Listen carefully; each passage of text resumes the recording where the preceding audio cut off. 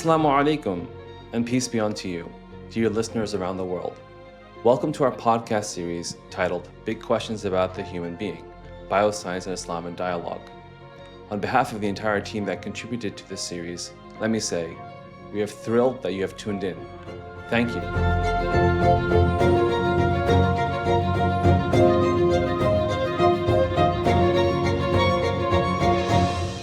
I'm Dr. Aasim Padela, and I'm honored to be your host for this series. We will explore connections between philosophy, science, and theology to address some of the most fundamental questions about the nature of reality and about ourselves. We will investigate topics at the heart of what it means to be a human, from evolution to artificial intelligence, human consciousness, transhumanism, free will, and even extraterrestrial intelligent life. We will ask, who or what are we? How did we come to be? What do we imagine the future of humankind may look like? And to what extent can we, as individuals, shape our own futures? We will be bringing you experts from around the world who are leading the current thought on these topics.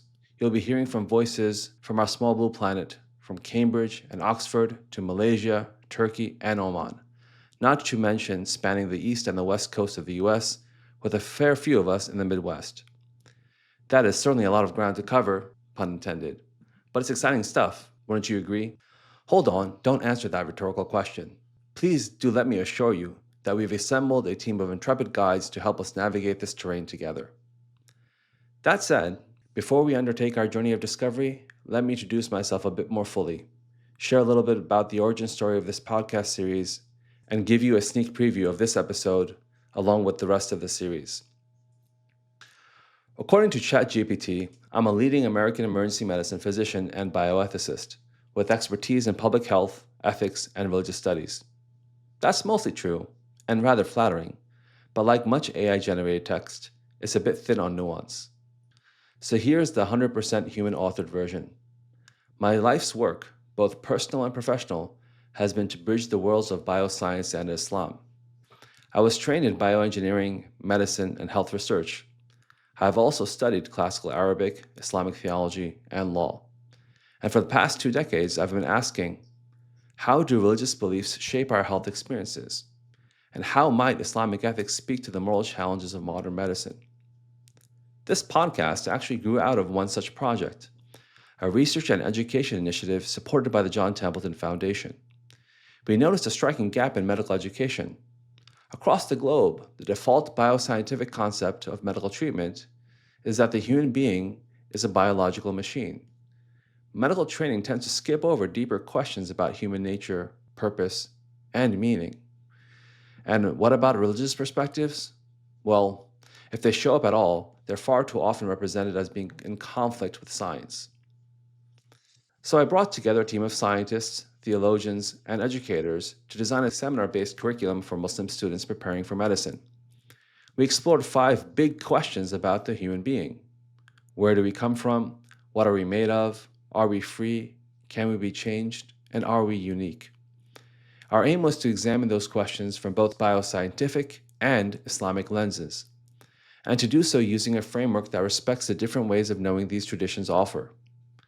We piloted the resulting curriculum in the United States and in Malaysia, and it's now being shared and taught in several countries.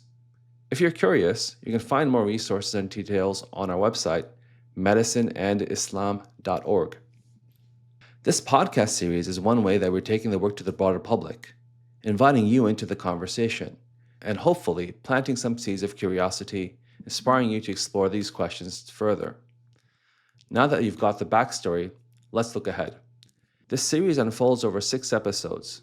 Each one will tackle a specific question at the intersection of bioscience and religion. We'll begin with a real-world case scenario to ground the discussion. Then we'll hear from scientists and philosophers who will walk us through the relevant, up-to-the-minute scientific theories and discoveries.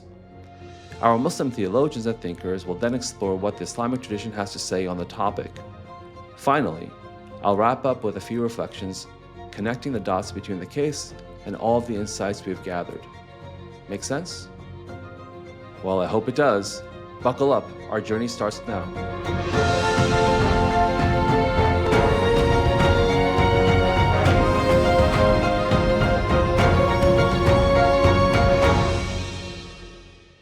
This first episode is titled Science and Religion: How Can We Know Anything at All? It lays the groundwork for the rest of the series by introducing ways in which scientists, philosophers, and theologians have attempted to answer this question. We'll investigate and evaluate different sources of knowledge and modes of inquiry, and we'll hear about how both religious knowledge and science fit within a rational, epistemological framework. And in each episode, we'll offer a case study for you and our experts to consider. Here's today's, read by my colleague, Dr. Rhoda Yunus. Imagine yourself to be a clinician scientist. By that, I mean your professional life consists of taking care of patients in the clinic, but also spending time leading a research lab. You have spent your career working at a prestigious cancer hospital, and in the clinic, you often encounter patients fighting cancer with all their will, as well as patients meeting their imminent death with grace. Many of these patients engage in God talk and draw upon the strength of their faith. Yet when you enter the lab to conduct research, you leave God at the door, as you have been taught that you have to adopt an extremely objective scientific mindset, only believing in what your senses convey and what your mind deduces from the data. But as someone with a religious background, you begin to wonder, how can I believe in the unseen while at the same time adopt a radically different lens in the lab? Must I leave my religion at the door when I enter the lab? At the end of the episode, we will return to this case and we'll try to answer these questions, so keep them in the back of your minds. For now, let's zoom out to a broader view and consider, how can we know anything at all? This question sets up the rest of our podcast series, where we'll be focusing on addressing big questions about the human being. Tackling this question will be philosophers, theologians, scientists, and educators as discussants. For this episode only, contributions from our Islamic scholars and thinkers are interwoven throughout the whole conversation. To start us off, we have physicist Paul Davies, who is Regents Professor at Arizona State University. The fact that we are even here together, pondering what and how we can know, prompts some questions for him, which go deeper than scientific investigation, even investigations into the workings of the universe. I take seriously how the universe is put together, but my real interest is in, is there an ultimate explanation for the universe? Is it ever possible for us to explain existence, including our own existence and the universe that we perceive? The theologian Paul Tillich referred to the ground of being. And so I like to say, well, what is the rational ground in which the laws of physics are rooted? Is that something we can grasp? Do we live in a universe in which there is a sort of moral dimension? Is it something built in at the fundamental level, or is it just something that humans invent along the way? Do humans invent mathematics? Well, we do, but then we find it has application to the natural world as well. So is it out there all along? With these truly big questions setting the scene, we next hear from Professor Shoaib Ahmed Malik, lecturer on science and religion at Edinburgh University, and a member of the team behind the project this podcast stems from. Along with Professor Davies, he places the question of ultimate purpose at the heart of knowledge seeking. I think the central aim of acquiring knowledge is to be able to know your purpose. At least that's the way it's viewed in Islam. In that you have praiseworthy knowledge and you have blameworthy knowledge. And then there's knowledge that is neither of the two. It's just neutral. So since the very purpose within Islam is to worship God, it really is to worship God. That is the most praiseworthy knowledge that you can obtain. Hence why, theology was treated very seriously, philosophy was treated very seriously, and anything that worked towards those goals was always thought as a means to a higher intention. That's why you have like a hierarchy of knowledge. You have a hierarchy of disciplines as well, with metaphysics at the very, very top. So I would say that, at least from a classical lens, contemporary setup of knowledge is very fragmented. And missing here really is that hierarchy of knowledge that was so embedded in traditional learning centers. And I'm speaking across all the traditional classical modes of learning, be it in Judaism, Christianity, and Islam. You always had an understanding that every single discipline that you're learning is part of a whole. It's part of a system. And that hierarchy of knowledge forming a holistic system is an important concept we'll return to later in more detail. Osama Javed Mirza, another member of our project team, joins us from the University of Cambridge, where he is a doctoral researcher and Gates Cambridge Scholar. He also echoes the importance of purpose. I think central is this idea that for a Muslim, science should be an act of worship. In fact, all knowledge seeking should be an act of worship because the Quran and the Sunnah are very explicit that you should go out of your way to seek knowledge that is beneficial to society. So this is lost in us because most of us are doing the study of science for passing our final exams and going up the corporate ladder and getting jobs, as opposed to thinking about this being an act that pleases Allah and that could be of benefit to larger society. فتعالى الله الملك الحق ولا تعجل بالقرآن من قبل أن يقضى إليك وحيه وقل رب زدني علما. O Prophet, do not rush to recite before the revelation is fully complete, but say, Lord, increase me in knowledge. Now that we've heard about the importance of ultimate purpose and knowledge seeking, can we actually say what knowledge is? We started by asking Professor Jennifer Nagel, who teaches philosophy at the University of Toronto, to boil down for us the most basic essentials of how she would define knowledge and its relationship to truth. Knowledge is cognitive mastery of something, of the environment, of reality. Knowledge is a state of mind of the type you can have only to truths.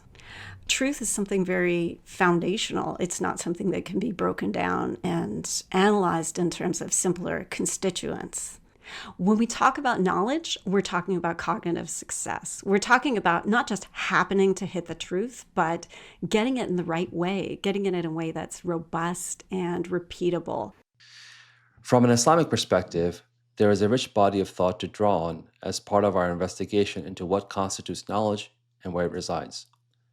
Dr. Umar Qureshi, another member of our core project team, who is currently Director of Integrated Curriculum at Yaqeen Institute and has training in the Islamic sciences as well as a doctorate in education.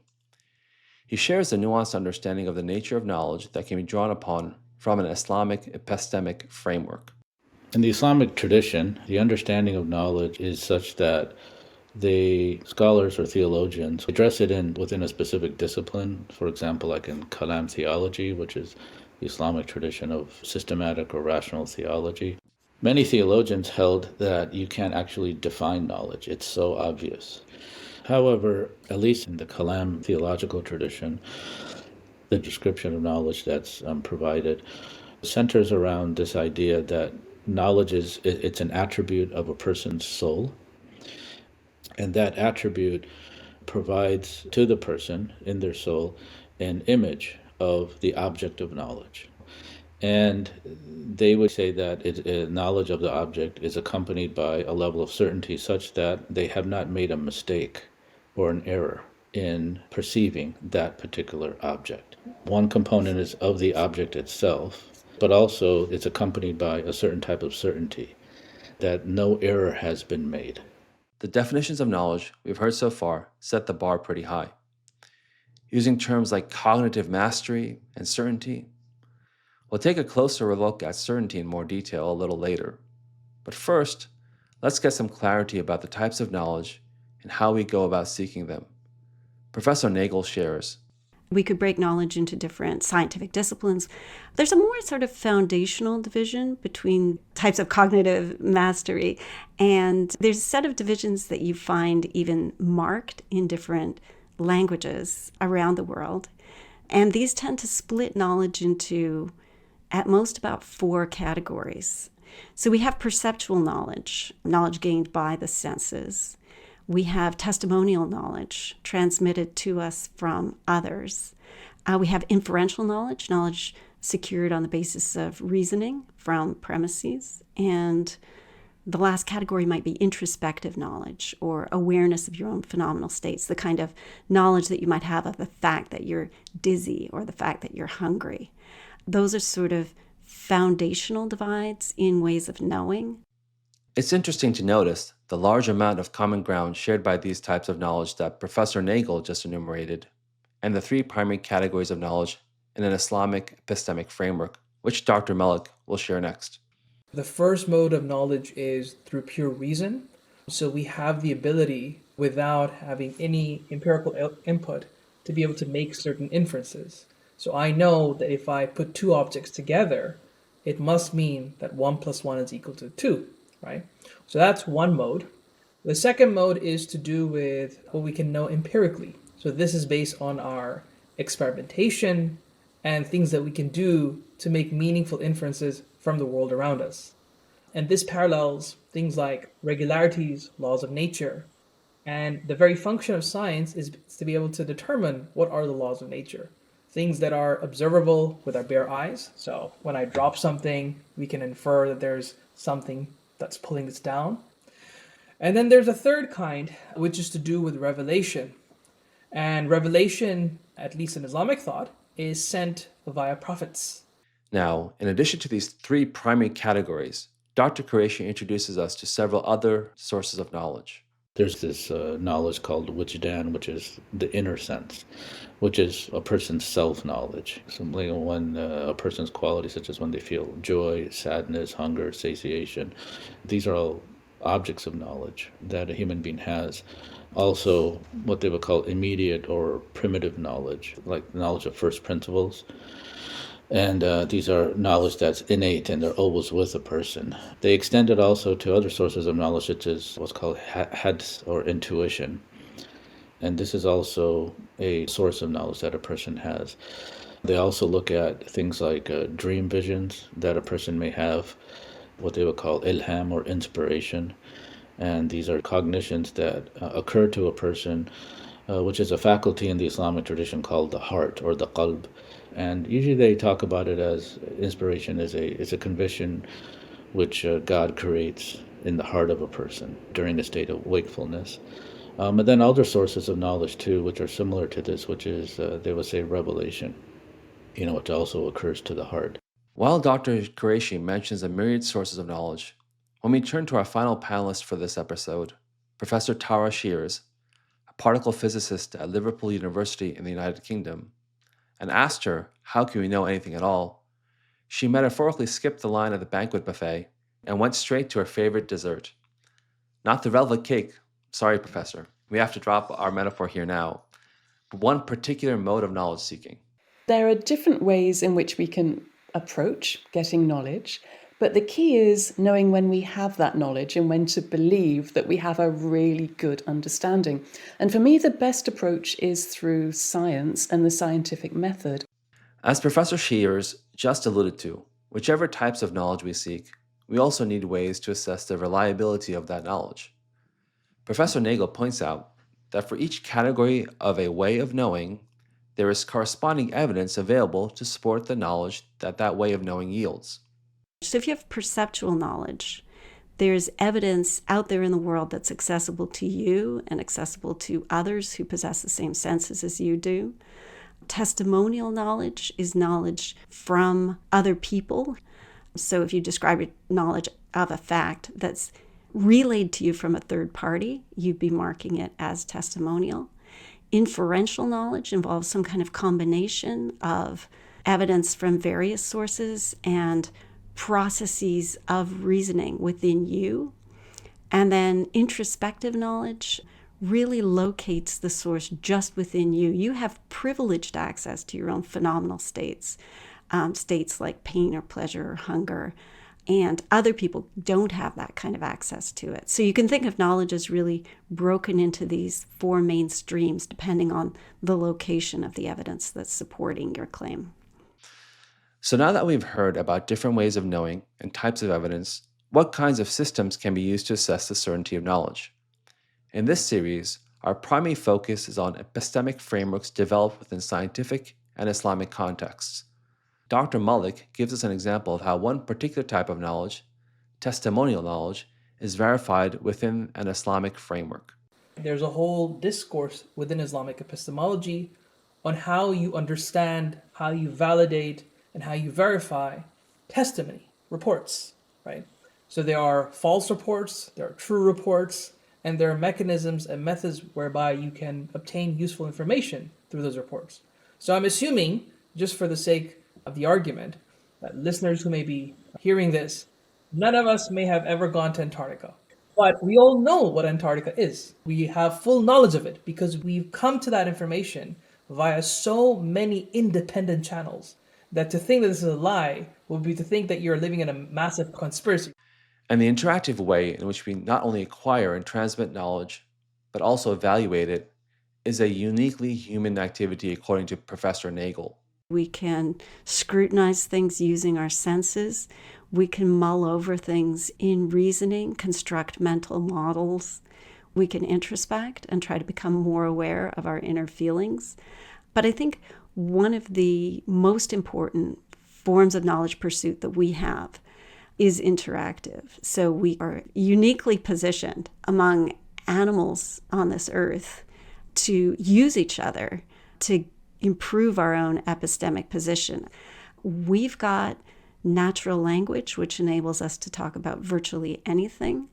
So we've evolved alongside language some epistemic control systems that enable us to selectively seek out and attend to people who are epistemically well positioned. So a big part of knowledge pursuit for us is questioning. You may have started your day by tuning into the news, or perhaps by double checking with a family member on the dinner plans that you had agreed to. Every day, interactive inquiry like this is so pervasive that we take it for granted. And Professor Nagel has also pointed us towards a higher level of assessment in her mention of selectivity and epistemic positioning. You are engaged in selecting and evaluating right now by attending to the views of our experts and weighing them up for yourself. In order to do so, you might go on to debate a topic you heard in this episode with a close friend at your favorite coffee shop, or peruse scholarly works to check out what you've heard. If you decide to do your own research, as an academic whose job it is to critically assess the reliability of sources, I feel compelled to issue a friendly caution. The internet and ChatGPT should not be considered to be a reliable guide, let alone a repository of scholarly works.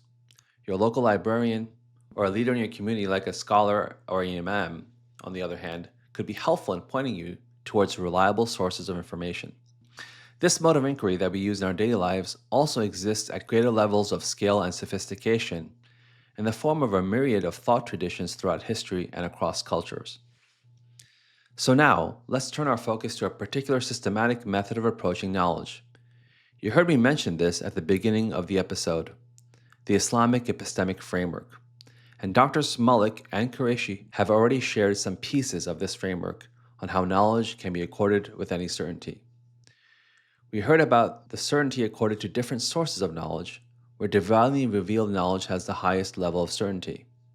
And we heard about particular methods for probing veracity in the case of how transmitted or testimonial knowledge is assessed. Let's listen in as Dr. Qureshi introduces us to how the Islamic epistemic framework applies critical evaluation in the case of uncertainty. Depending on the different degrees of certainty and depending on the different sources, there's a spectrum of knowledge. One can have what's called presumptive knowledge, one can be in a state of doubt, one can be in the state of just holding something to be true, but it's unlikely that it's actually true. And one can be certain also that one has knowledge of, in this case, is actually false, meaning it doesn't correspond to reality as well. Muslim theologians, when they talk about this, they have this definition, but then they also understand that human experience of what they know is on a spectrum. So it's interesting to have this idea of a spectrum of certainty, rather than a kind of binary, black or white categorization of knowledge as simply true or false. It's interesting to consider that knowledge assigned a high level of improbability is not simply discarded. This strikes me as a useful approach. If we think about it, we can readily call to mind examples of ideas that were scornfully rejected in their time, but later on became widely accepted in the light of new information. We'll hear an example of this in our next episode, which discusses evolutionary theory. I'm not saying that classical Darwinian formulation is absolutely correct, simply that we will evaluate it in the next episode. The category that Dr. Qureshi mentions of things we really doubt, but nevertheless decide to entertain, puts in mind so-called thought experiments. These are a technique used in the discipline of philosophy to test a particular idea to the limit. And in episode 3, we hear some fun thought experiments which invite us to imagine being a bat or even a zombie. Don't worry, I'm giving you some previews here. This will all make sense in time. But back to the main point here. For people of faith, it's important to know how to live up to the teachings of that faith. Even religious truths that are accorded the highest degree of certainty leave space for us as fallible human beings to do our best to discern their meaning and how we can apply them in our lives. It's in this space of discernment that doctrinal disputes arise. But while we're waiting for a definitive answer to emerge on a disputed theological point, we still need to be able to live our lives in accordance with our faith. Dr. Qureshi continues. One can have just a presumptive level of knowledge in order for a doctrine to be followed. And there's a famous principle that Muslim theologians hold, which is that my opinion or my position I believe to be correct with the possibility of it being wrong. Whereas your position of the opponent I hold to be wrong with the possibility of it being right. So this possibility being acknowledged that is a possibility that I've committed an error, this allows for continual inquiry, and it allows for discussion and debate, a very lively debate as well. The application that Dr. Qureshi has described of the spectrum of certainty to challenges we face in our everyday life evokes some facets of the culture of thought in the Islamic world. There is a pragmatic approach, enabling believers to follow a doctrine which might not be absolutely certain, but can be followed on the basis of presumptive knowledge. It's like adopting a working assumption, if you will, so that you can carry on at the practical level. There's humility, meaning I believe my position is correct, but I'm open to the possibility that it is incorrect. There's respect for diversity of thought, meaning I believe that my opponent's position is wrong, but I hold the possibility that my opponent is actually correct. And finally, there is a spirit of continual questing for knowledge, not clinging on to fixed positions.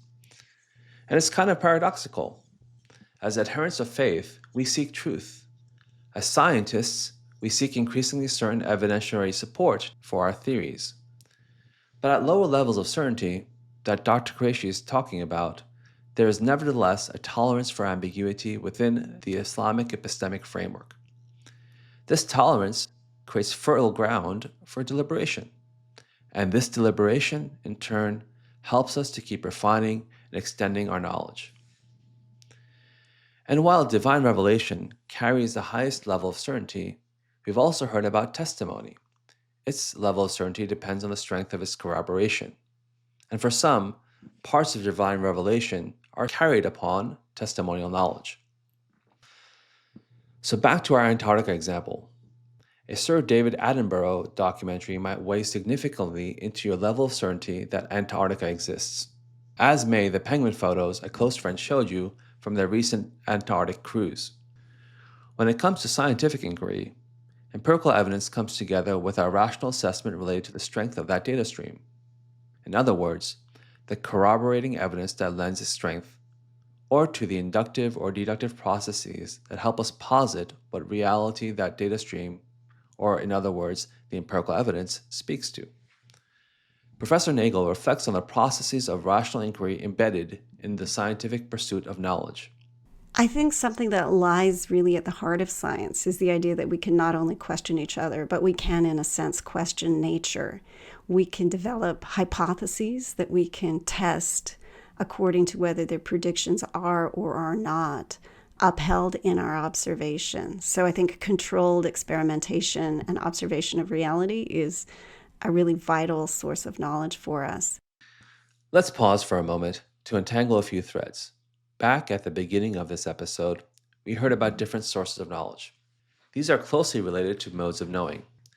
The easiest example might be that sense perception is a source of knowledge, and its corresponding mode of knowing is observation. In order to make meaning and assess the validity of knowledge gained from observation, we may need to bring in further sources of knowledge and modes of seeking to bear. So, for example, axiomatic knowledge and reasoning. So we have developed various methods to do this. One of these methods is the idea of controlled experimentation that Professor Nagel just mentioned. And the process of testing empirical knowledge through controlled experimentation has been codified into one particular method of inquiry that has come to be known as the scientific method. Professor Shears spells out how scientists use it in practice. It's a circle. There's no one starting point. You either start with a hypothesis or you start with a measurement. If you start with a measurement, you need to understand it. So you need to think of an explanation, a hypothesis. If you do that and it matches that explanation, that's great. You have an explanation that works within the context of what you've been able to measure. But is it really the truth? To know that, you have to go back to that hypothesis and think, well, if this is true, this means that something else must happen. And you take that something else, that next prediction, and you test that experimentally. And if that works, you've moved your understanding a bit more. You go around the circle again, you make another hypothesis, you test it again, you do it again and again and again and again and again and again and again and again. And in this whole industry, you expand your knowledge outwards and outwards and outwards. You could also start with a hypothesis that you want to test it, and then see if it works, and if it does, think of what a corollary might be that you can then test. I really like how Professor Shears describes this method as a cyclical process that involves multiple cognitive moves, from measurement or observation to theory, to verification and assessment. It is not a straight line, and each step along the way is subject to critique and reconsideration. Let's take a tangent for a moment to consider the historical, in quotes, teaching about the scientific method. It tends to be represented as a direct product of the European scientific revolution. Yet in fact, the method has deep historical and cross-cultural roots. And the clue to the problem with monolithic representations of the scientific method is in the name. It's a method. It's a method for seeking answers about the natural world. It is not an answer in itself about the nature of reality. Hence, it can't answer every question. Let's consider the concept of falsifiability, widely considered to be the cornerstone of the scientific method. Professor Shears summarizes this principle. Falsification is an approach that we use in science when we're testing a hypothesis that we want to see fits the data or not. And if we have a hypothesis that makes a prediction that we can either verify or make a measurement that shows it's untrue, then we have a method for testing whether our hypothesis is on the right track, is true or not. So this notion of falsification, which is really proving that your explanation is rubbish and not the right answer, is one of the approaches that moves our scientific knowledge onwards. So that might sound like a ringing endorsement for falsification, but Professor Shears is careful to add a nuanced assessment of just how far the principle can get us along the path towards knowledge. Although I have to say it's a little bit more subtle than that. And I've come to realize in my branch of science, particularly my branch of science, where we have a theory that seems to survive all the experimental tests that we throw at it. It is a falsifiable theory in that sense. But it occupies this grey area where we think it's not a true understanding yet because we haven't been able to test it all the way around the edges and we don't believe it's going to supply a fundamental explanation. So falsifiability is a key component of moving forward with understanding, but it's not the only ingredient in understanding whether you're going to get to the truth. The principle of falsification is far from unknown to the Islamic epistemic framework.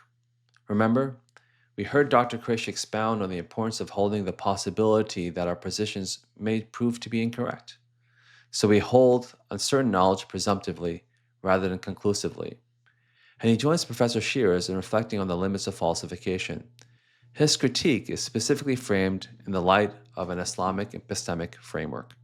So when it comes to the scientific method, the way Muslim theologians will look at this is they will say this is a type of inductive reasoning. And what it can do is that it can tell you perhaps what's false, right? Which theories or hypotheses are false and have to be rejected. Then it can say the remaining hypotheses are possibilities.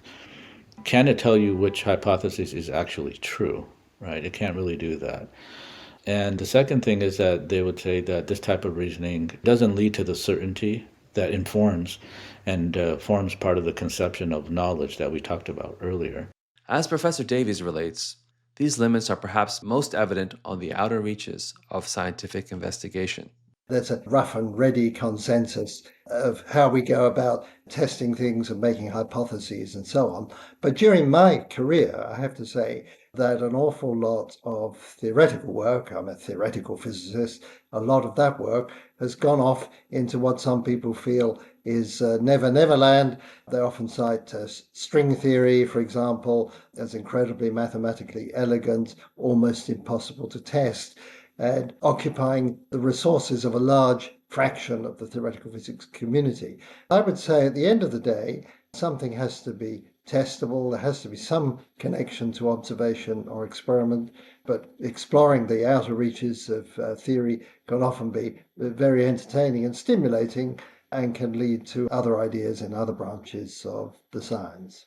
I was wondering when string theory was going to come up. So string theory is a really good example of a theory that aims to provide a unified understanding of our universe and the laws of physics, a really deep fundamental understanding. And yet, perhaps because it is so hard mathematically, it has not yet matured to a point where it's experimentally testable. And I have no idea whether it's true or not, simply because there are no predictions that I can test in my experiment. There are mathematical features of the theory that you can test in analogous situations elsewhere, but that's not the same thing as testing it directly.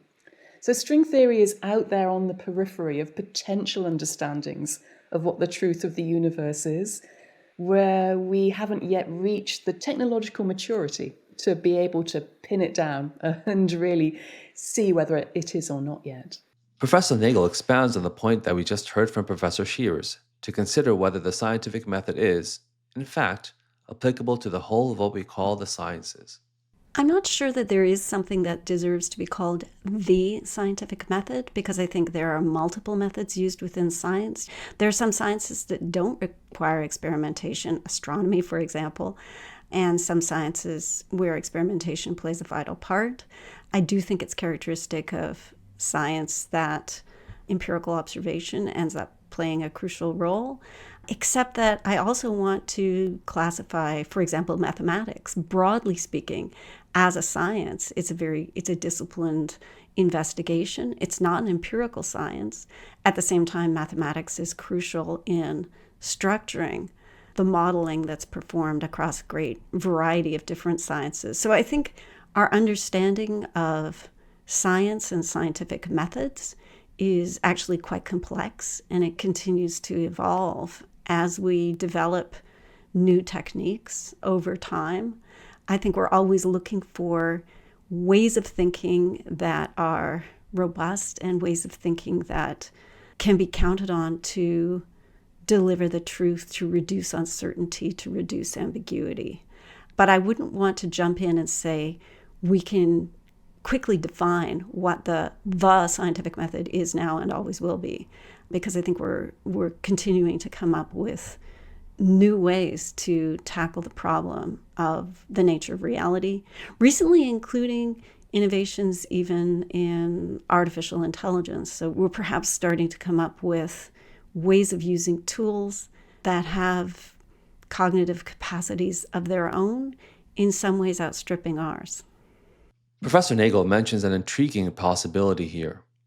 As a species, we have built instruments to extend our empirical reach, for example, by extending our sense of sight through microscopy and telescopes. However, tools that may potentially extend our cognitive reach could prove to be revolutionary by comparison. We will touch upon this while exploring questions related to AI and human consciousness in episode 3.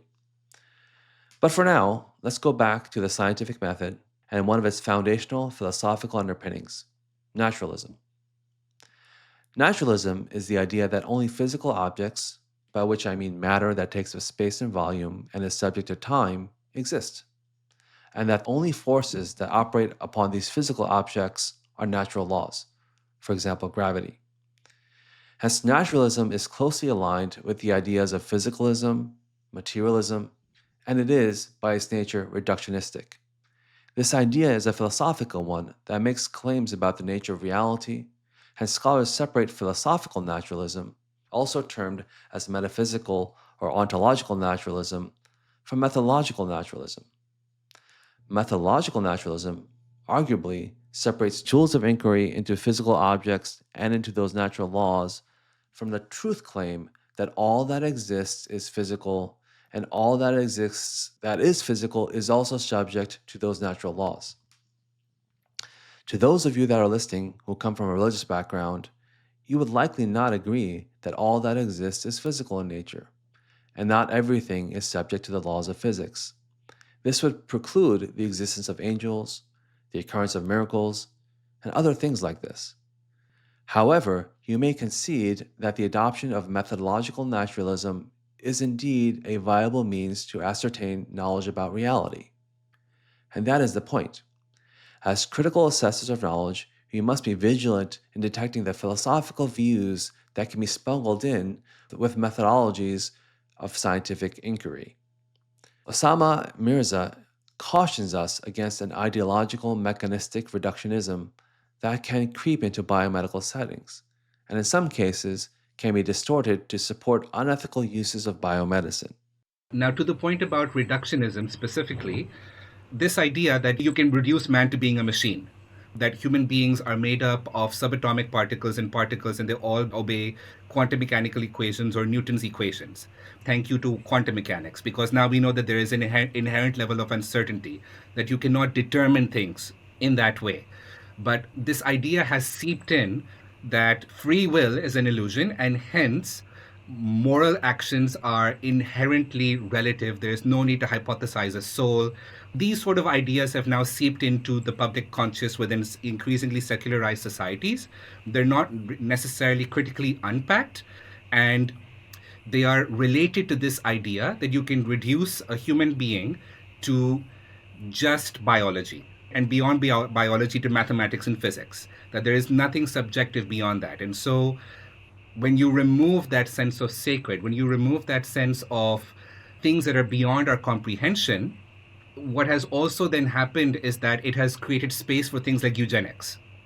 That, okay, this is a machine, we can improve the machine by over time interbreeding the machine to create a better machine, however we understand a better machine to be. Dr. Malik seems to agree with Osama Mirza, but he suggests that the methodology of naturalism isn't the exclusive preserve of the modern West, or especially of neo-Darwin atheist ideologues who I sometimes suspect want to put a special claim to it. Dr. Malik continues. He offers a vision in which naturalistic science can be in conversation with, rather than precluding, religion. For a Muslim whose metaphysics, whose worldview is not just couched in naturalism, they of course appreciate what science is able to deliver, but the world is larger. The fabric of the cosmos is much, much wider than that. And so they don't have a problem necessarily by saying, yes, I can accept what science has to tell me, but I also believe that there are deeper realities behind science, right? The very fact that the universe has intelligible laws. Science can never explain that, but theology can, metaphysics can. And I think that's where you can kind of see hopeful spaces where you can have dialogue and discussion, where people can hopefully see the utility of how science can work within a religious framework. Lest you're beginning to get the impression that only religious people see uncritical recruitment of naturalism to ideological ends as a problem, Professor Davies jumps into the fray. He points out, reductionistic thinking, pitting the mechanistic model against the ideas of agency present in many religions, can limit our understanding, and may even blind us to new ways of conceptualizing the universe. That's the difficulty we come up against, I think. And we hit it, obviously, for people who would like to have some transcendent explanation for the world, that really there have been only two types of causation discussed in the history of human thought, and particularly in the history of science. The first of these is mechanism, that Earth goes around the sun and there are eclipses and so on. That's a mechanism, and we have some mathematical predictability. And the other is agency. Something happens because a person or a conscious being, or it might be something more abstract, but brings it about for a purpose. And then agency got sort of pushed out of most of our explanation of the world in favor of mechanism. And it got to the point where, in contemporary science, some people want to invert this and explain agency in terms of mechanism. There are no agents. Even human beings are some sort of very elaborate automata that just operate according to mechanism. So we've seen the two extreme views, that everything is agency, everything is mechanism. But I've always felt this sort of very impoverished way of fighting for the one or the other. Why can't there be other concepts which we haven't yet come up with, which would replace both agency and mechanism? Agency and mechanism might be the effective way of explaining things under certain circumstances, but there may be a deeper explanation in terms of some new type of conceptual structure that goes beyond those two traditional ones. So I'm very open to that idea, and that we could come to understand more about the world by approaching it through some novel conceptual superstructure which we haven't yet put together. We've heard a lot so far, and as your host, I'm going to try to synthesize that into a metaphor. The idea that we might come up with a new conceptual superstructure is really exciting. But how do we even start to get there? At this point, I hope it's becoming evident that disclosing the nature of reality and of our beings requires bringing together various sources of knowledge into conversation. To me, it's like putting together a puzzle. We must recognize that there are many puzzle pieces, and that only when we put together the puzzle pieces correctly will we see the picture that someone else wants us to see. Each puzzle piece must be assessed as to where it fits in relationship to the other puzzle pieces. And at times, we have to also assess whether the puzzle piece belongs to this puzzle at all, or perhaps it's left over from your colleague who is working on a different puzzle. To extend the metaphor, the puzzle pieces represent different domains or different sources of knowledge, which some of our discussants were relating to modes of knowing. Considering whether the puzzle pieces fit to the puzzle at hand and how they come together represents assessing the certainty around the data streams coming from a specific domain of knowledge and making interpretive judgments about that evidence. If we are lucky enough to piece together different data streams and they all have similar epistemic weight, you might be able to see part of the picture come into view. And we've just heard you must be alert to seeing part for the whole. In other words, holding the view that one puzzle piece represents the entire picture, or that there are no other puzzle pieces to be had. We also must recognize that we do not have a templated picture to refer to at the beginning of our inquiry. We cannot check ourselves against a blueprint. Isn't it frustrating when you lose a box the puzzle came in? There indeed is no blueprint. This process is pure discovery. Accordingly, this process requires wisdom and a healthy dose of intellectual humility, which I think is implicit in Professor Davies' reflection here. Dr. Qureshi also speaks to this in his discussion about certainty. For me, it's one of the very attractive features of the Islamic civilization as a whole, is that they are able to identify what doctrines and what practices are to be held with this level of certainty. But then they understand that many things we know, how we interpret scripture, and even certain theological doctrines or legal doctrines are not at that level of certainty. And hence, what that does is to say that we hold certain things in a presumptive manner. What this allows for then is a recognition that there is a possibility of error. And hence, if somebody differs with us, they're able to get along. It doesn't cause communal strife, and they understand that there's a difference of opinion that is all within the Islamic community. One is not excommunicated from the Islamic community by holding a difference of opinion on certain issues, because these are all presumptively held, these particular positions. And so this idea of epistemological humility and epistemological tolerance is introduced. And this humility enables the epistemological framework to be applied in an even-handed manner, regardless of the domain of knowledge. To understand this unified approach to all domains of knowledge, it's important to understand the centrality of knowledge in the Islamic faith, and the idea of oneness of knowledge that flows from this. In the Islamic tradition, the conception of faith is that you must believe in God and the claims of the Prophet Muhammad based on knowledge. You can't be forced to believe something. It has to be based on knowledge. Hence the centrality of knowledge, right, in the Islamic tradition. And what they mean here by knowledge is all types of knowledge, right? So knowledge is considered one, as some of the famous theologians and philosophers have said, that truth cannot contradict truth, right? And so the way to believe in God and to understand his revelation, both they consider the revelation of the book and then the revelation of the world. So the natural world is considered a type of revelation of God as well. He's revealing himself through his creation as well. To understand both, and they're both coming from the same source, which is God, knowledge is a necessary condition. And keep in mind this beautiful exposition of the oneness of knowledge, while Dr. Qureshi walks us through how this epistemic framework is applied in cases where scientific claims may appear to clash with theological principles. Both scientific inquiry and theological inquiry, they both have their foundations in rational principles, specifically the principle of non-contradiction. Now, this principle informs both theological inquiry, but also scientific inquiry. And so there is a common ground. The second assumption is that in the Sunni Kalam framework, all empirical, here we mean scientific propositions, we can classify them as rationally possible. That's also the case with transmitted revealed propositions. They're both considered to be rationally possible. And as a consequence of these two assumptions, there can be no genuine conflict between a transmitted revealed proof and a rational, here science, empirical scientific proof. Another assumption that they hold is that empirical scientific propositions, they fall on a range of epistemological strengths. Some of them are known with certainty, while others are presumptively known to varying degrees.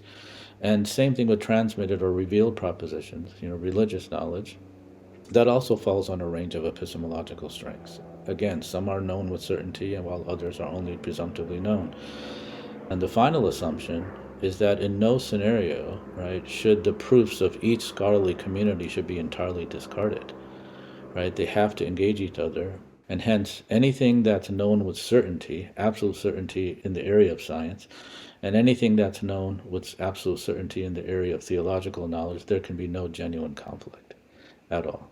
And so what this allows for now is that the theologian should look at the best and the most reliable accounts of scientific knowledge when trying to understand how these truths should be engaged and should be understood as well. So I think it really allows for both communities to speak to each other and to build a genuine relationship with each other to understand the type of knowledge that's delivered by each discipline. I hope you were listening intently there and caught the moment where Dr. Qureshi just appended the whole trope of religion versus science. He has skillfully set out nothing less than a rational epistemological framework which acknowledges that the domain of religion can be incorporated with insights from science. Moreover, that framework does so in a way that does not require us to ignore knowledge from either domain. Dr. Qureshi has just given us a comprehensive and compelling case for the impossibility of true conflict between religious and scientific knowledge. We may perceive conflict, but that doesn't necessarily mean there is an actual conflict about the nature of reality. Back to my metaphor, it could be that we have two pieces of the puzzle that are too far apart to put together, or that one piece is too blurry to be able to understand how it connects to the other one in our hand. There is no need to get dogmatic about what we think we know based on scattered pieces of evidence. Instead, the Islamic epistemic framework consistently reminds us to remain humble and to use wisdom in our conversations, in the hope that together we may build a more complete picture. With that elusive yet compelling bigger picture in mind, we circled back to re-ask the first question we put to Professor Shearers. How is it that we can understand anything at all? And we added, just how is it that the universe can be understood in theories that we can formulate? I don't believe anybody has an answer to this. It's just a remarkable observation that using the very simplified approach based on mathematics, looking for patterns in behavior, building up laws of behavior and physical laws of the universe from those observations, simplifying, abstracting, generalizing, making the most succinct description that you can. That approach has worked for us since the times of the Greeks in gaining a deeper and deeper and deeper understanding as to what everything around us is ultimately composed of, what the interior mechanisms of the universe are. Why that approach has worked for us in extending our understanding, I don't know. I don't know if it's because the universe is fundamentally like that, we're attuned to think like that, whether we've stumbled across a way of describing it that it has nothing to do with the actual nature of the universe, but just describes the bubble that we live in. It could be any of these. I really, really don't know. But the actual observation that we have observed so much and understood so much is still a source of really, real wonder to me. It is particularly notable that Professor Shears uses words like simplifying and wonder there. Osama Mirza strikes a similar tone while adding the words of elegance and unity. I argue that it would be nice if, for example, we found this harmony that whether you are someone who is of no faith or you're someone of any faith, we can appreciate that there is a certain beauty in the world around us and that there are certain concepts that, as scientists, we seem to intrinsically seek. For example, harmony and symmetry. Talk to any theoretical physicist and they will tell you we are pursuing symmetry. Paul Dirac, a very famous theoretical physicist here at the University of Cambridge, he was just playing around with some equations and he was putting all these messy equations on the board and he's like, I want to make it beautiful because he believed that truth must be elegant. He rearranged them in a new form and from that he predicted the existence of antimatter. So this is something that within the Islamic science tradition is also manifested. There is this sense that we should find unity in the world around us. Everything should reflect that there is a creator. So Al-Kindi, for example, a famous Muslim chemist, tried to assemble a whole encyclopedia of chemicals to try to find unity amongst them, like a precursor to the periodic table, if you will. So this idea of unity has always been an overarching impetus and driving theme. And historically, not only within the Muslim world, but subjects have never compartmentalized. So, for example, if you go to a mosque within Andalus, you will see, and in many other parts of the world, you will see an obsession with geometric symmetry. The amount of mathematical precision, the kind of sophisticated mathematics that went into that, you can see that they were trying to bring art and mathematics and architecture together. Again, as an act of worship, because ultimately everything was reminding you of the ultimate unity that is, that there is a single creator. So I feel like the search for beauty, the search for elegance, the search for simplicity, the search for harmony, the search for peace, these are things that are intrinsic to our human nature. I would argue that we can find a lot of unity amongst people of faith and no faith, and we should have more conversations about this. And the idea of the commonality of that human search resonates with what many knowledge seekers have understood throughout history and across many thought traditions as the unity and universality of knowledge. Before I share my reflections on the case that opened this episode, let's listen in on what the Islamic theology discussants thought. I'll just remind you, we asked, when a cancer research scientist enters the lab, should he or she leave religion at the door? Dr. Malik reflected on his own experience of changing his field from engineering to theology when considering this question. I changed careers into theology, so I don't do engineering anymore. And I really wished that had I done philosophy and theology prior to engineering, I probably would have been a better scientist because it allowed me to tease out things, more carefully in a more refined way that I think I would not have been able to had I not had them. What is existence? What is the nature of morality? Those questions you don't really entertain in an engineering degree. And so what theology did for me was it gave me a map on how to view all knowledge structures. Your metaphysics explains things like reality, existence, the very fact that laws of nature are there, right? So it undergirds those possibilities. And then science comes into play and allows you to do this amazing thing that we call science. It sounds like, with the benefit of hindsight, Dr. Malik would not like to have left religion at the door of his chemistry and engineering labs and in the classroom. Next, we hear from Osama Mirza. I believe that all knowledge is from Allah. And so any knowledge I gain when I'm doing science in a lab is by the mercy of Allah. And the truth is from Allah entirely. And that discernment is a gift that Allah gives me in order to sift out the truth from the falsehood. For me, then, every act in my existence is an act of worship. I make no distinction between praying or between eating or breathing or doing research in a cancer lab. So, I mean, I would think really critically if I'm in this cancer lab, am I torturing mice? The research that I'm doing in the lab, where is that funding coming from? Is it causing genocide to my brothers and sisters in Palestine? The other thing I would think about, of course, again, is that when I'm researching any living entity, it's not just its physical makeup that I'm interacting with. It has a spiritual component. It has elements that I cannot see. And that is a key part of human healing as well. For me, everything is integrated. There is no concept of leaving my Islam at the door when I enter the science lab, and that applies to all facets of my life. I'm sure you were moved by how Osama Mirza takes as a starting point a reflection on how belief in the Creator and understanding one's relationship to the Creator permeates every aspect of his life. It then becomes impossible to separate the conduct of science from ethical and spiritual perspectives.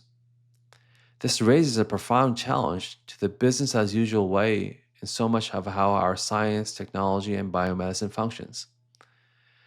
Osama Mirza sounds a wake up call to people of faith and conscience who are involved in any aspect of scientific activity. They must resist sliding into complicity with norms of scientific practice that clash with their beliefs and moral principles. Dr. Qureshi affirms this holistic understanding. I would definitely say that one does not have to leave God at the door once one enters the lab.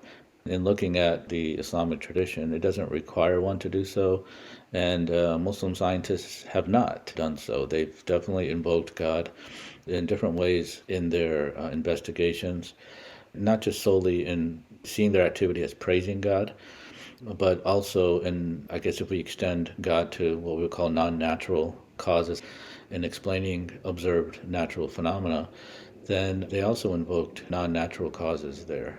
And so there definitely wouldn't expect a Muslim scientist to leave God at the door in order for them to conduct their scientific inquiries.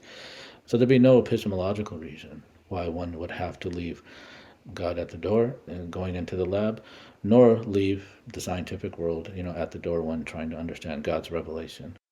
We open our conversation today with the question of whether a cancer researcher with a religious background should check their faith at the door when entering the lab. And that question resonates deeply with me. As an undergraduate studying biomedical engineering, and later in medical school, I spent time in labs working on diagnostic tools to distinguish cancerous from non-cancerous lesions. But before all of that, I studied in an Islamic seminary. And truth be told, the view I inherited during that time was that religious and worldly knowledge belonged in separate domains. Maybe it was because I was a precocious teenager and my instructors felt that I wasn't ready to engage in those questions of integration. Or maybe they were trying to protect me. This was during the era of the so-called clash of civilizations after all. Whatever the case, I walked away from my training believing that compartmentalizing my identity was a safer and a smarter move. But as my career unfolded, I came to appreciate what our guests today have so eloquently shared. Epistemology matters, and with it, intellectual humility. We all come to knowledge from somewhere, and those commitments, religious or otherwise, shape what we're curious about, what we question, and what we think is worth knowing. There is no need to check your faith at the door. In fact, faith can be a powerful catalyst for discovery. Let me give you just 2 examples. When I was working on a mesh model of the human knee, my mentor, Professor Amy Lerner, pointed out that prosthetic knees often fail earlier in Middle Eastern patients. One likely factor? Muslim prayer movements, those repeated motions that standard prosthetic models hadn't accounted for. That insight led to better data, better modeling, and ultimately better prosthetics for Muslim patients. And better design for one demographic will certainly result in better design for many. Years later, I heard a cancer researcher who was also a rabbi describe how his innovations in drug delivery were inspired by reverence for the body's own systems. Why try to outdo nature, he said, when you can try to learn from it? And so, he modeled his technology on the body's innate protein delivery pathways. These examples remind us that science isn't separate from cultural belief.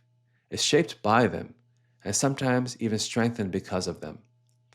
Of course, integration isn't always easy, but it's far more fruitful than keeping our intellectual and spiritual lives in separate silos. My hope is that this episode has offered a glimpse of what that integration might look like, what it means to think both faithfully and rigorously, to pursue truth with both mind and soul. In our next episode, we take up the question, how did it become about? The question of human origin. We'll explore what science says about where we came from, and what Islamic theology adds to that story. And there's still time to bring a friend along the journey. Invite someone to listen in. These are big questions after all, and the more minds pondering them, the better. I'm your host, Aasim Padela, and I look forward to continuing this exploration with you. Until next time, ma'a salama, and peace be unto you.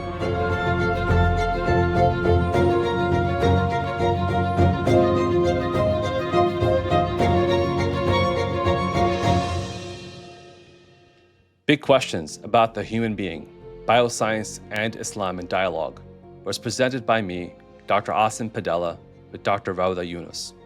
Muaz Masood, Muhammad Darsha, and their team from Acamedia Global and EMC Media LLC were consultants and dissemination partners. We would like to thank all of the discussants for giving their time and scholarship so generously.